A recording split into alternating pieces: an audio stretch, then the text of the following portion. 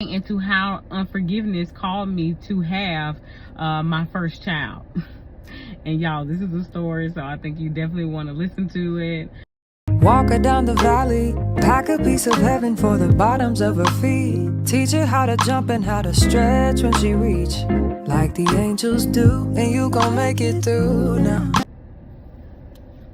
Hi guys, welcome back to another video of how my rebellion started. So today we'll be getting into unforgiveness and how the root of unforgiveness grew in my life and what it caused me.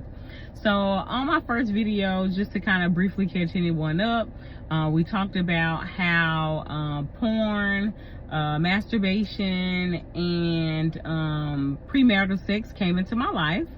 So now we'll get into just the continuation of that, of course, and then getting into how unforgiveness called me to have my first child.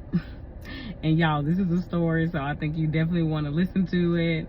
But of course, I just want to tell you all to hit the subscribe button, comment if you like, and yeah, I'm just being obedient and sharing my testimony, and I'm doing it in a series where I'm going day by day just to pretty much catch anyone up on you know, how my life is with God now and where he actually took me from. So the stories that I'm sharing is where I came from to now where I am with God. So I know we left off where, you know, I was just more so being promiscuous in high school. And y'all, when I say I was promiscuous in high school, I was definitely super promiscuous in high school. You know, even when I look back on it now, like, I don't know, like, I was like, what was I thinking? Like, just not really realizing what I was doing to my body, and then not only really realizing what I was doing to my spirit as well, just opening up so many doors for just you know, certain mindsets to, you know, creep in. And, you know, maybe I feeling like, you know, I needed to have sex with certain people that I was talking to because I dealt with rejection when I was a kid. I was made fun of for my weight in school, so that was a really big trauma for me. And, you know, even as an adult, I carry that now as an adult. So, you know, being weight confident has never really just been like a super thing for me. You know, where I'm always like, I'm confident in my weight. Like, I just haven't been confident in my weight. So I'm always trying to improve in that area. But you know, there are different scars that I have that pretty much led to all the things and the promiscuity. And then one of the bigger reasons I do want to share with you all as well is, you know, like, my father wasn't present pretty much. So as far as like having the love of a father and actually knowing you know, the love of a father and having an active father, even though my mom and my dad wasn't together, like, we would see him every now and then. It was never a thing of, you know, like, really understanding how a father loves a child. So like, for me, I feel like when I was more so like starting to date and got introduced to sex more so, you know, I looked at my partners as, you know, like, that acceptance, you know, like, for a father, that same father-daughter love type. I was looking for that, you know, in a man. And of course that causes unhealthy attachments. So there would be many times where I would get into a relationship and then maybe not even work out, but because my self-esteem was low, I literally, you know, attached on to people more than I needed to. It was just like anybody that came into my space, even if they treated me bad, you know, I still would have a forgiving heart and forgive them. But, you know, at the end of the day, you know, it took extreme measures for that person to get out of my life or whatever. And, you know, that was just something that, you know, it just continued until it didn't. I would just say that. But I would like to share the story, and this is how I had my first child. So just giving y'all the setting and scenario. So when I came to Arkansas, we did have a church home or whatever, And that church home was cool. It was good. The youth was popping. Like, I made friends. Like, everything was cool or whatever. So at the time I was dating a boy, and it's so funny, even when I look back on it, how stupid I was. Like, literally, I was dating this boy, but we met on Facebook, and we would call each other, text all day. But it was a situation where really I never met him, and I'm just being honest. I think I dated this person, via text, phone call, for literally like a year. But of course, I was doing other things, because clearly me and this person never went on a date or whatever the case may be. And when I think about it, I think this was before people really realized and even made a show, Catfished. Like, I really felt like I was being catfished, and that pretty much, I don't know, like, I was catfished. That's all I can say, y'all. But just again, setting a scenario. So me and this person, we're dating or whatever, and we just having ups and downs or whatever, even though I never met this person, okay? So it was a girl that I was close to at my church or whatever, and we hung out a lot, even hung out on the weekends or whatever. And it became a point to where and this is about me like graduating high school time or whatever.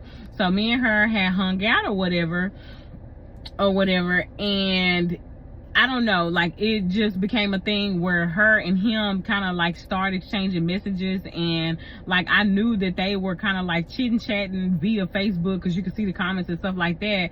But what I didn't realize is that they actually started to have like a relationship as well. So it just so happened that one day while I was in church or whatever, and y'all know teenagers be on their phones in church or whatever, like, that's just a life. That's what it was.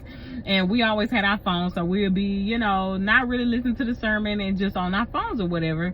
And it just so happened that I ended up getting her phone one day, and I saw him texting her. So then, because you'll be like, hey, let me see something on your phone or whatever.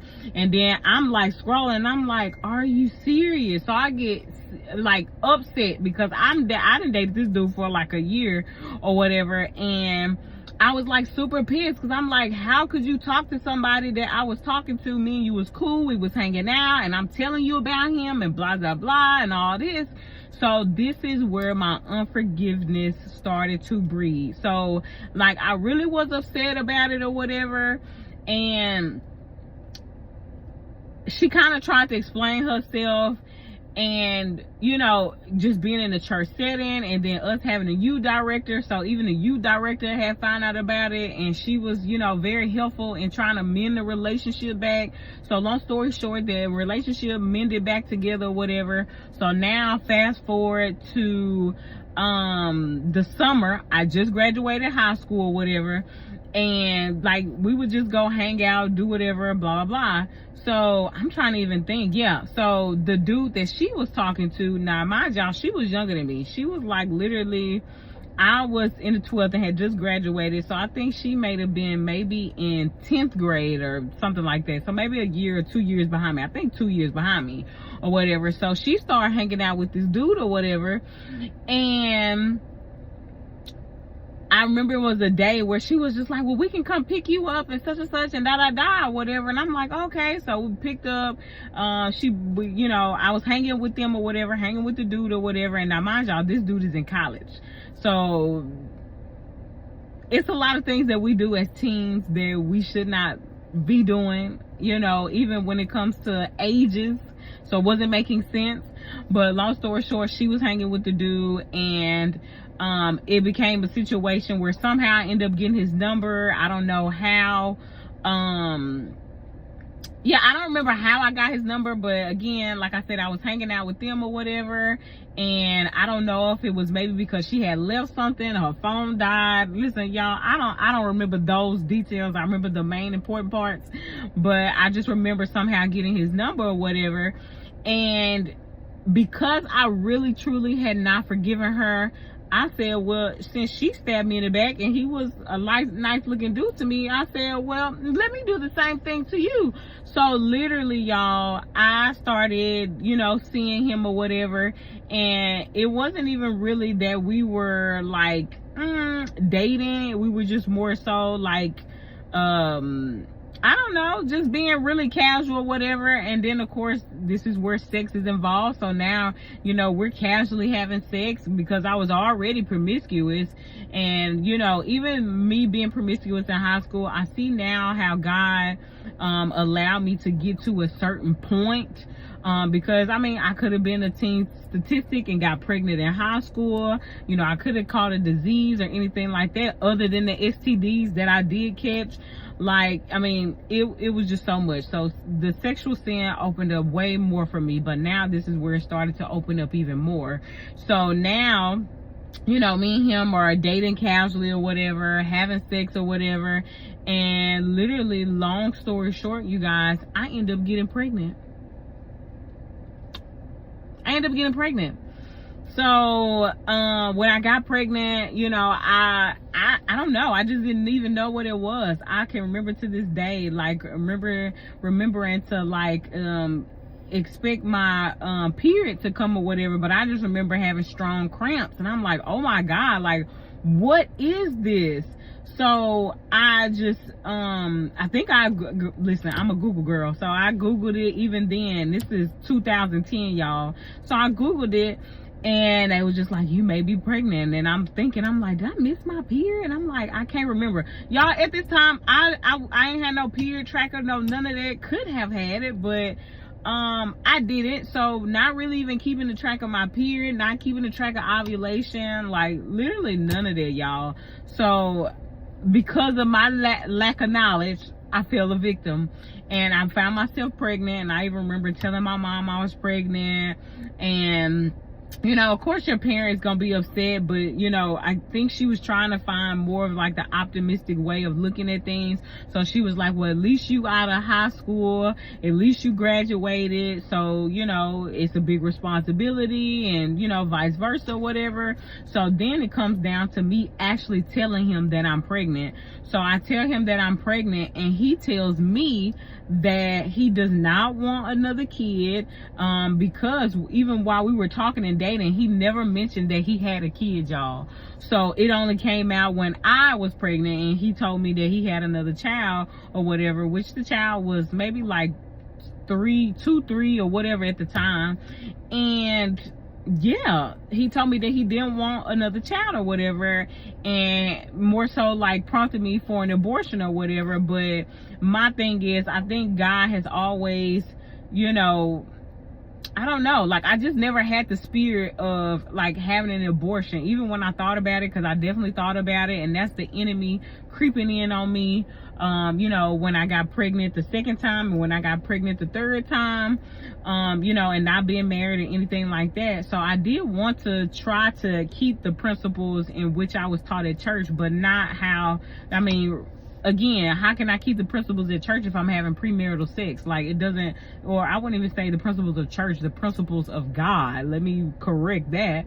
But, like, I don't know, y'all. Like, I was pregnant. He didn't want the child. So then, I automatically knew that, I would be raising this baby alone. So that's when the start of like some depression crept in. That's the start of when, just of course neglect, like just feeling neglected, and yes, my family was very supportive. My first baby shower was like literally everything. So, like I was scared, in a sense, but it wasn't like I couldn't do it, not encouraging that, but I just knew that I could handle it. That's something that God gave to me, and it was my responsibility to be a good parent.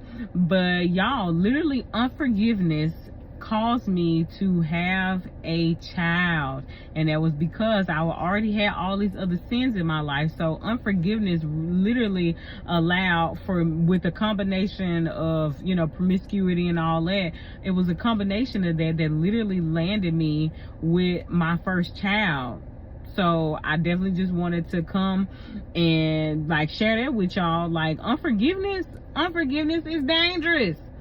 When somebody does something wrong towards you or backstabs you or anything like that, we really have to have the spirit of Christ in order to be able to forgive that person. And even from my bigger revelation of these things, like God didn't really reveal this to me of unforgiveness until like 2 years ago, where he was just like, I want to show you the roots of unforgiveness, and the reason why you had your first child is because you was unforgiven. Now you already had those other doors open, which I could have got pregnant by anybody, like honestly, but I didn't. I got pregnant by a situation of adding the unforgiveness to it. So you could even imagine, like, me and her had got back cool, we had gotten back cool or whatever. She never knew about it or whatever, that me and him was hooking up. So it was very awkward. And then now me feeling shame and guilt because I'm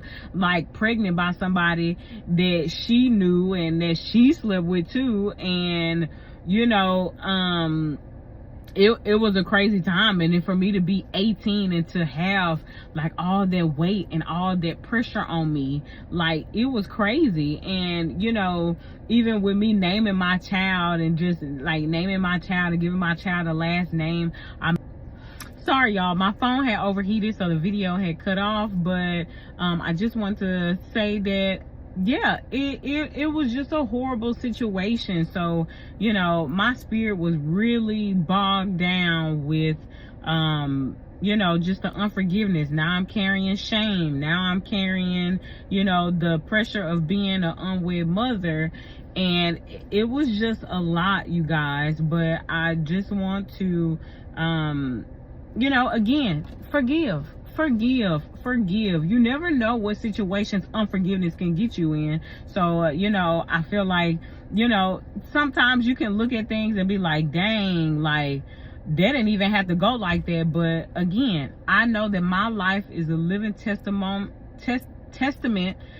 for the glory of Christ. So how any and everything happened in my life, it happened for a reason, and it happened so that way I can come to you all and to share with you all what happens when you do the wrong things. You know what I'm saying? So I just wanted to come and share that. I'm pretty sure that was juicy enough, y'all, for today. So I'll be back tomorrow, of course, with just more. And when I say I got more, baby. We just at the beginning, okay? We just at the beginning, y'all. I'm trying to tell you, I'm trying to told you. We at the beginning, y'all. At the beginning. So come back. I'll see y'all tomorrow. I love y'all with the love of Christ, and have a great day.